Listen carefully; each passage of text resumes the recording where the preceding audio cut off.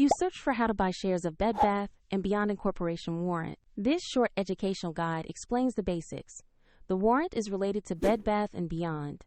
It trades on NASDAQ, and the ticker is BBBY.WS. This is educational content only and not financial advice. To buy, you will need a broker account, and here I use eToro as an example to show the steps.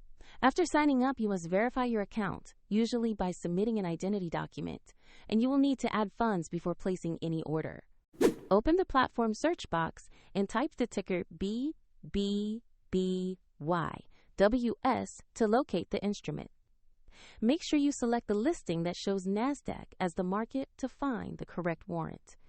On the asset page, check the basic company information and the price chart to confirm this is the right listing.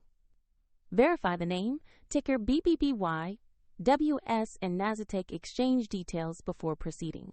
Tap Investor Buy. Enter the amount you want to purchase, then review the order details and confirm the trade. If the market is closed, the order may execute when trading reopens, and if funds are insufficient, the platform will prompt you to add money before confirming. Your new position will appear in your portfolio once the trade completes. For convenience, the eToro link is in the description if you want to explore the platform used in this walkthrough.